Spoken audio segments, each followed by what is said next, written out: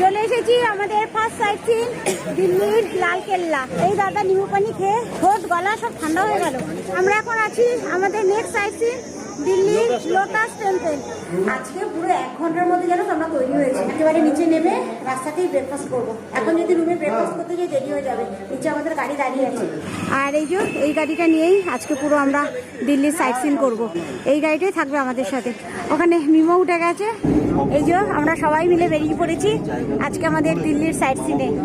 আর দিল্লিতে যা গরম, পেছনে বসেছে প্রসঞ্জিৎ, গুড মর্নিং, আর এইদিকে আমি, আর আমাদের 4 জন বসেছে সামনে। আর দিল্লিতে কি গরম কি গরম। এখন সকাল কটা? এখন 9টার মতো বাজে, 8:30 মতো বাজছে। ধকধক করে ঘামছি, অথচ এসি চলছে গাড়িতে। কে বলবে? রোদখানা ব্যাপক উঠেছে। এই দেখো বাইরে পুরো ঝকঝকে রোদ। এখন আছি আমরা লালকেল্লার সামনে। সবার আগে ব্রেকফাস্টটা করে নেবো। আর এখানে সুন্দর চলে এসেছে আমাদের দিল্লির ছোলে বাটোরে। ব্রেকফাস্ট করে আবার উঠে পড়েছি গাড়িতে। আমাদের ফার্স্ট সাইট সিন লালকেল্লা। চলে এসেছি আমাদের ফার্স্ট সাইট সিন দিল্লির লালকেল্লা। এই দেখো বাইরে থেকে লালকেল্লাটা ঠিক এইরকম। এবার ভেতরে যাব আমরা। সবাই এখন আছি লালকেল্লার ঠিক সামনে, একদম পেছনেই লালকেল্লা। জাস্ট এখান থেকে টিকিট কাটা হবে। এই দেখো সবাই আছি আমরা। কত বড় এরিয়া নিয়ে এই লালকেল্লা। একেবারে গেটের বাইরে থেকে হাঁটতে হাঁটতে এইখানে চলে এসেছি। এখনো লালকেল্লার সীমানা ছাড়াতে পারলাম না, একদম ওই মাথা পর্যন্ত। আমাদের অনেকগুলো চেকিং করে লালকেল্লার ভেতরে ঢুকতে হলো। আমি আগে চলে এসেছি, পেছনে আসছে ওরা। আর একদম সামনে থেকে লালকেল্লা ঠিক এইরকম। এখন সোজা চলে যাবো লালকেল্লার ভেতরে। হ্যাঁ, এই সেই লালকেল্লা। জানি না ভেতরে ক্যামেরা এলাও কিনা, এখনো পর্যন্ত তো কিছু হয়নি। এই যে ভেতরটা ঠিক এইরকম। চারদিক দিয়ে মোটা পাঁচিলের দেয়াল, তো সেই কারণে ভেতরটা দেখো পুরো ছাওয়া।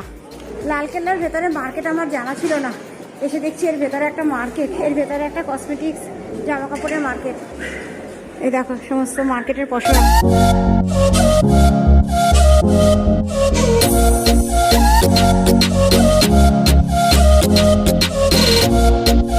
আর লালকেল্লার ভেতরে দূরে দেখো মিউজিয়াম।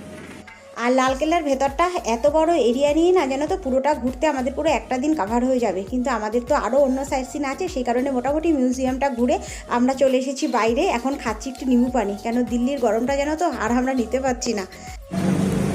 এই দাদা নিমু পানি খেয়ে ঠোঁট গলা সব ঠান্ডা হয়ে গেল। আমরা আছি এখন রাজঘাটে। অনেকগুলো চেকিং পেরিয়ে এবার ঢুকেছি আমরা রাজঘাটের ভেতরে, যেখানে ইন্দিরা গান্ধী, মহাত্মা গান্ধী সবাইকে সমাধিস্থ করা হয়েছিল। সেই জায়গাতেই এখন আছি আমরা। খুব সুন্দর জায়গাটা, তোমাদেরও দেখাচ্ছি। এই যে জাস্ট চেকিং পয়েন্ট পেরিয়ে এখন আছি আমরা রাজঘাটের ঠিক ভেতরে। বিশাল বড় এলাকা নিয়ে এই রাজঘাট। আমাদের প্রাক্তন প্রধানমন্ত্রীর সমাধিস্থলে যাচ্ছি। চেকিং তো হবেই বলো, অনেকগুলো চেকিং পেরিয়ে আমাদের ঢুকতে হচ্ছে, সেই কারণে ভেতরে। খুব ভালো লাগতো, এই রোদটা থাকতো না তো বিকেলবেলা। খুব সুন্দর সাজানো গোছানো। অপু চলে গেছে দেখো কোথায়। এই যে এই জায়গাটাও খুব সুন্দর করে সাজানো, এই দিকটাও তাই খুব সুন্দর করে সাজানো, একেবারে ঝা চকচকে যাকে বলে। এখানে সুন্দর জুতো খোলার ব্যবস্থা। এখন যাচ্ছি আমরা মহাত্মা গান্ধীর সমাধিস্থলে। এরপরে যাব রাজীব গান্ধী, ইন্দিরা গান্ধী আর সঞ্জয় গান্ধীর সমাধিস্থলে। এই যে আমরা ঢুকে পড়েছি, একদম শান্ত নিরিবিলি জায়গা। জাস্ট ওই জায়গাটাই আমরা যাব, ওটাই সমাধিস্থল। এই দিকটাও দেখো কত সুন্দর সাজানো, বিশাল বড় এলাকা নিয়ে। এই দেখো, এই হচ্ছে আমাদের জাতির জনক মহাত্মা গান্ধীর সমাধিস্থল।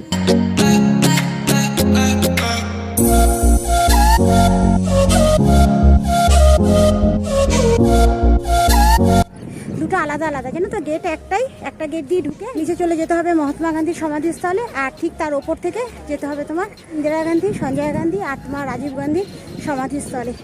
আর এই দেখো রাজীব গান্ধীর সমাধিস্থল কতটা এরিয়া নিয়ে। আর এর ঠিক পেছন দিকেই আছে ইন্দিরা গান্ধীর সমাধিস্থল। আর এই যে উপর থেকে মহাত্মা গান্ধীর সমাধিস্থলটা ঠিক এইরকম লাগছে দেখতে। গরমে এত কষ্ট হচ্ছে না, কত টেম্পারেচার হলো, গরমে এত কষ্ট হচ্ছে। শুধুমাত্র গান্ধীজির সমাধিস্থল ঘুরেছি আর রাজীব গান্ধী, ইন্দিরা গান্ধী আর সঞ্জয় গান্ধী যেতে পারিনি।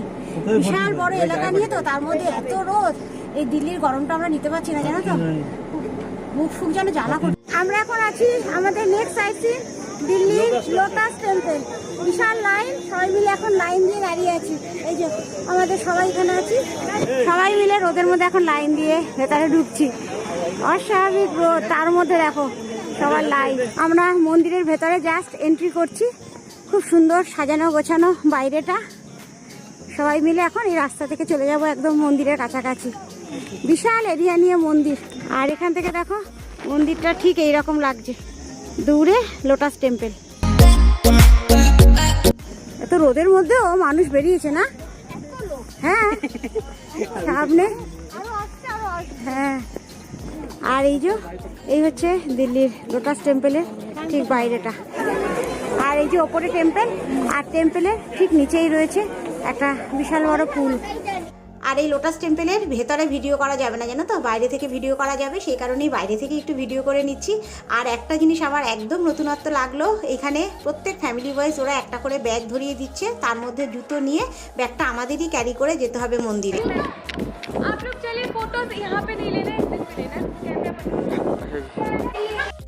আর এখানে এসে আমার যেন তো একটা জিনিসের ভুল ভাঙলো। ভেবেছিলাম দিল্লির লোটাস টেম্পলে যাচ্ছি তো কোনো মূর্তি আছে, কোনো ভগবান দর্শন করব।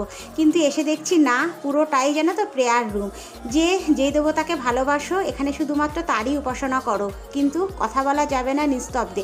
তুমি থাকো না ঘন্টার পর ঘন্টা, তাতে কোনো বাধা নেই। আমরা এখন আছি দিল্লির অচ্যুতাম মন্দিরে, কিন্তু দুঃখের বিষয় যেন তো ক্যামেরা অ্যালাউ নেই। বাইরে থেকে একটু ভিডিও করে নিচ্ছি। এখানেও সেই একই রকম অবস্থা। দিল্লির একটা বিখ্যাত মন্দির, ভেতরে যেন তো ক্যামেরা অ্যালাউ করছে না। এক কথায় অসাধারণ মন্দিরের ভেতরটা। আর কতটা দূর থেকে দেখো ভিডিও করছি আমি, যেখানে আমাদের গাড়ি পার্কিংয়ে আছে না সেখান থেকে, কেন ভেতরে গাড়িও অ্যালাউ করছে না। আর তোমরা যদি কখনো দিল্লি বেড়াতে আসো ট্যুরে, কিন্তু অবশ্যই রেখো মন্দিরটা। আর এবার আমাদের গাড়ি যাচ্ছে দিল্লির রাষ্ট্রপতি ভবনের সামনে দিয়ে।